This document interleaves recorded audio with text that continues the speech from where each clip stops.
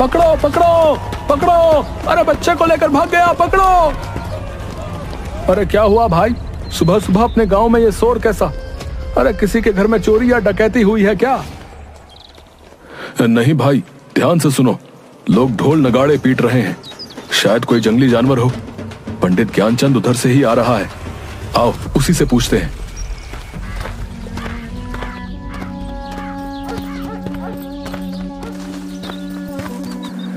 पंडित जी, ये कैसा शोर है? कोई जानवर गांव में घुस गया है क्या? अरे नहीं भाई, आज गांव से फिर एक बच्चा कोई जानवर पकड़कर जंगल में ले गया। हे भगवान, अब तो हमारे बच्चे अपने गांव में भी सुरक्षित नहीं हैं। पता नहीं क्या होने वाला है। सुन रही हो भाग्यवान, बंकू से कहना घर में ही रहे, इधर उधर खेलने ना जाए। पता नहीं जानवरों का यह आतंक गांव से कब खत्म होगा। सरताजपुर गांव में लगभग 6 महीने से जंगली जानवरों का आतंक बना हुआ था। इस कारण शाम होते ही गांव के सभी लोग अपने अपने घरों में दुबक कर बैठ जाते थे।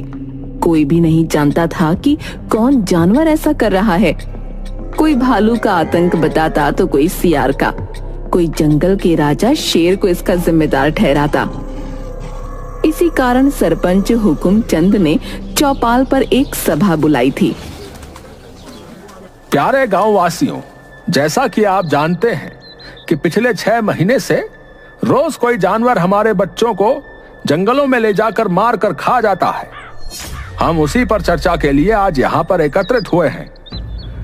सरपंच जी, आए दिन हमारे गांव से बच्चे गायब हो रहे हैं। अगर ऐसा ही चलता रहा तो गांव के सारे बच्चे मार डाले जाएंगे। हमें कुछ ना कुछ तो करना ही होगा।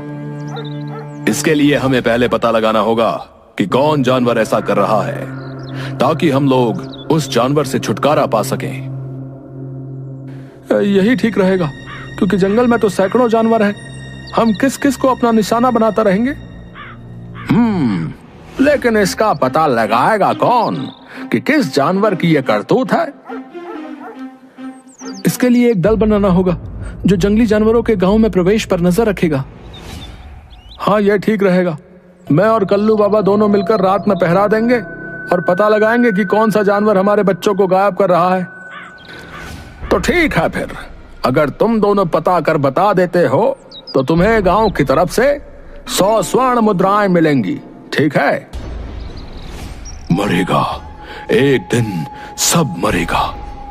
ए बगले, चल भाग यहां से। जब से हमारे शमशान में रहने आया है, तब से ही पूरा गांव समस्याओं से घिरा है। भोगा एक अजीब सा डरावना व्यक्ति था, जो पिछले 6 महीने से शमशान में आकर रहने लगा था। कई बार शमशान के कुत्तों को मारकर खाते हुए देखा गया था। कुछ लोग इसे औघर बताते थे। कल्लू बाबा और जग्गी रात में गांव के बाहर पेड़ के मचान पर चढ़कर पहरा दे रहे थे। तभी सुबह करीब 4 बजे जंगल की ओर से कुछ खरखराहट की आवाज आती है। कल्लू बाबा, झाड़ियों के झुरमुट से कुछ आवाज आ रही है। चलो चलकर देखते हैं। हाँ चलो, तुम आगे चलो, मैं पीछे से देखता रहूंगा, ताकि पीछे से कोई जानवर तुम पर हमला नहीं कर सके। अरे कल्लू बाबा, तुम तो बाबा हो, भूत पिशाच को तो तुम अपने झोले में रखते हो। तुम आगे चलो ना, मैं तुम्हारे पीछे रहूंगा। ठीक है, लेकिन तुम पीछे मजबूती से डंडे पकड़े रहना। जैसे ही कोई आहट हो, सतर्क हो जाना। चलो आओ मेरे पीछे।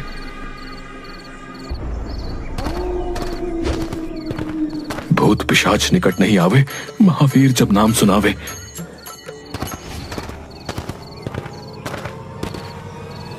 तभी जग्गी के पैरों में कुछ लताएं उलझ जाती हैं, जिन्हें निकालने के लिए जग्गी कल्लू बाबा के कंधे पर हाथ रख रोकता है। कल्लू बाबा को लगता है कि कोई भूत उसे पकड़ रहा है। वो चिल्लाते हुए भागने लगते हैं। भूत भूत भूत, बचाओ बचाओ। जग्गी तुरंत पीछे मुड़कर भागना चाहता है।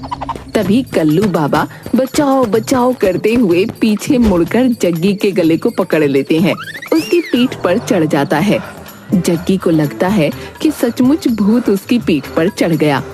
वो पूरी ताकत से दौड़ पड़ता है और लताओं से उलझकर कल्लू बाबा के साथ ही गिर पड़ता है। बचाओ कल्लू बाबा बचाओ, मेरी पीठ पर भूत चढ़ा है, मर गया रे। अरे मेरे बाल बच्चों का क्या होगा?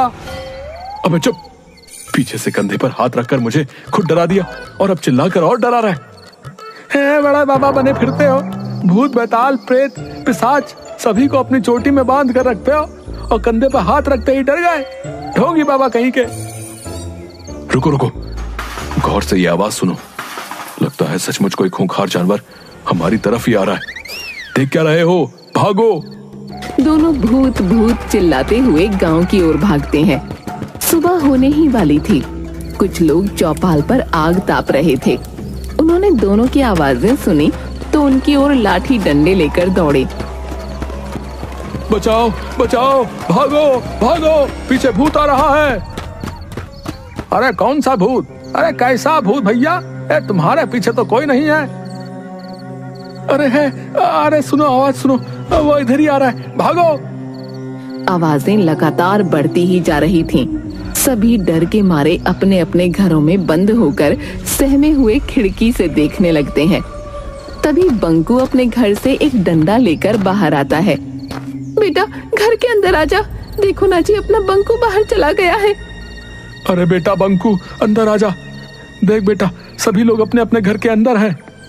नहीं पिताजी, हमारे कई दोस्त गायब हो गए हैं।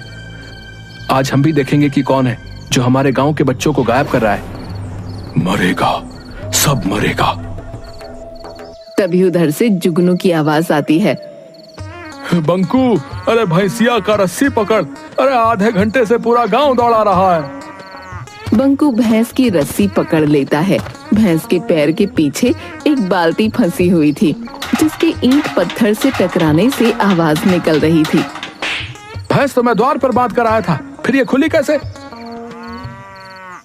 वो माँ ने कहा कि बाहर भैंस को ठंड लग रही होगी, उसे गौशाला में बांध दो। भैंस बिदक कर भागने लगी, भागते हुए उसके पैर में बाल्टी फंस गई। जग्गी और कल्लू बाबा, है? तुम लोगों के डरपोक होने के कारण आज पूरा गांव भयभीत हो गया भाई। वो तो बंकू ने बहादुरी दिखाई, लेकिन बात तो यही है कि आखिर बच्चों का शिकार कौन कर रहा है? तभी सेठ मंगत लाल रोते रोते आता है। सरपंच जी, मेरा बेटा सुधीर घर पर नहीं है। नौकरों ने बताया कि सुधीर को शेर दबोच कर ले गया है जंगल की ओर। हाय मैं लुट गया, हाय मैं बर्बाद हो गया, मेरा इकलौता बेटा।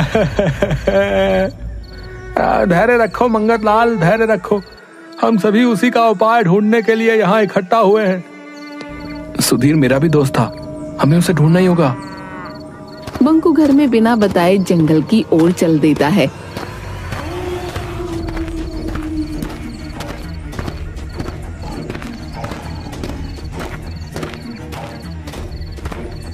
एक नदी किनारे रुककर बंकू पानी पीने लगता है। तभी एक काला नाग उसे डस लेता है। उसी समय तपस्वी देवराज वहां से गुजरते समय बंकू को तड़पता देख उसके पास आ जाते हैं। सांप को पानी में जाता देख तपस्वी देवराज तुरंत समझ जाते हैं कि बालक को सांप ने काट लिया है। वो अपने हाथों से डसे हुए स्थान पर हाथ फेरते हैं। बंकू तुरंत उठकर बैठ जाता है। तुम कौन हो बालक? इस घने जंगल में कैसे आ गए? प्रणाम महाराज, मैं बंकू हूँ। मेरे गांव से प्रतिदिन एक बच्चे को इस जंगल का शेर लाकर मारकर खा जाता है। मैं उसे ही खोजने आया हूँ। तुम्हारे इस नेक कार्य से मैं प्रसन्न हुआ। जाओ, मेरा आशीर्वाद है कि कोई भी तुम्हें मार नहीं सकता। जानवर के सामने तुम में उससे 10 गुना शक्ति आ जाएगी। बंकू वहां से चलकर शेर की गुफा के सामने उसके गांव के बच्चों का बहुत सा कपड़ा पड़ा दिखाई देता है। वो जोर से चिल्लाता है, बच्चों का शिकार कर खाने वाले कायर शेर, बाहर निकल। दम है तो मुझसे मुकाबला करके दिखा। अबे पिद्दी बालक, भाग जा यहां से। शायद तू मुझे नहीं जानता। मैं कायर नहीं, मैं जंगल का राजा शेर हूं। जा, इस गलती के लिए मैं तुझे माफ करता हूं। जा अपने गांव लौट जा। अच्छा, तो अभी भी बड़ी बड़ी बातें निकल रही हैं। क्या राजा का यही काम है कि निरीह बच्चों को चुपके से उठाकर ले आए और उसे खा जाए? एक बार कह दिया ना कि मैं ऐसे कायरों वाले काम नहीं करता। शायद तुझे तुम्हारी मौत यहां खींच कर लाई है। क्यों? एक बालक के सामने अपने कुकर्मों को बताते हुए शर्म आ रही है? बस बहुत हो गया, अब मैं और बर्दाश्त नहीं कर सकता। शेर छलांग मारकर बंकू को दबोच लेता है। दोनों में गुत्थम गुत्था हो जाती है, लेकिन कुछ ही पलों में बाजी पलट जाती है। तपस्वी देवराज के दिए हुए वरदान की वजह से बंकू शेर से जीत जाता है। कौन हो तुम बहादुर बालक, और मुझ पर ऐसा इल्जाम क्यों लगा रहे हो? मैं सरताजपुर में रहता हूँ, जहाँ से तुम कल भी मेरे दोस्त सुधीर को दबोच कर ले आए हो, जिसका प्रमाण तुम्हारी गुफा के सामने पड़े कपड़े हैं। हाँ, इसको तो मैंने भी देखा है, पर ज्यादा ध्यान नहीं दिया। शेर तुरंत अपने गुप्तचर सियार को बुलाता है। गुप्तचर सियार, पता करो कि कौन मेरी गुफा के आगे ऐसी घटिया काम करके कपड़े फेंकता है।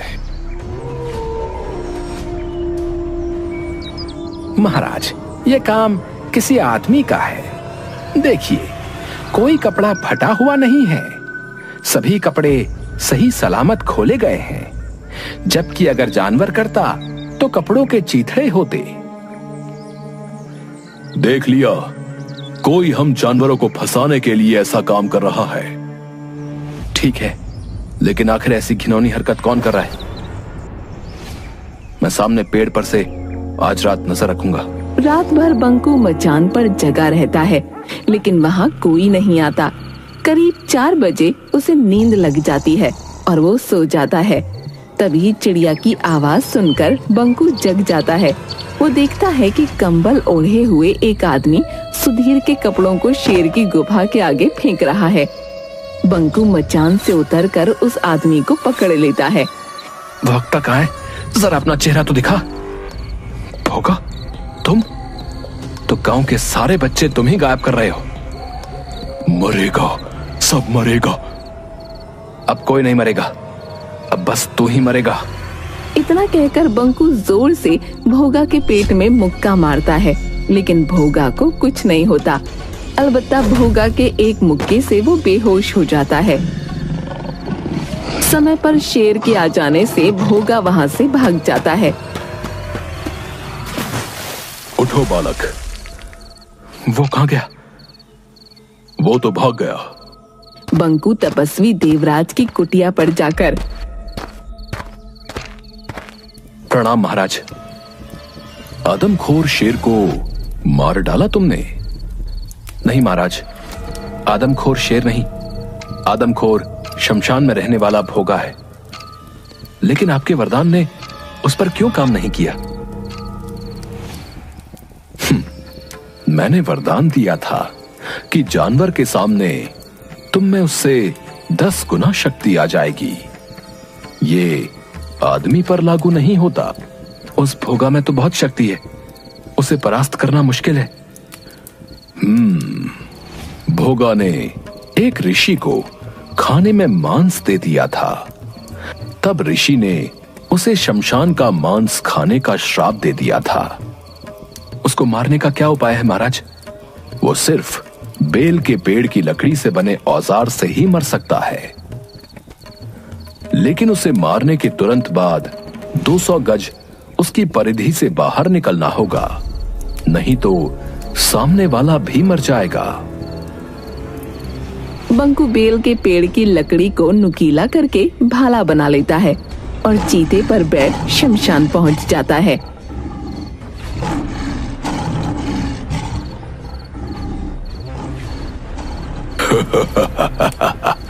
आ गए, आज तेरी मौत तुझे यहां खींच लाई है।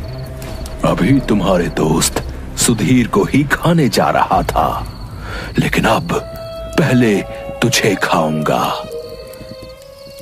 चीते, तू भाग जा, नहीं तो तू भी मारा जाएगा। पहले तू बचकर दिखा, ये ले। बंकू भाले से कई बार वार करता है, लेकिन भोगा को कुछ नहीं होता। बालक, हो गई हसरत पूरी। अब तू मेरा शिकार बनेगा। तभी अचानक तपस्वी देवराज वहां प्रकट होते हैं। बंकू, भाले को उसकी नाभि में मारो।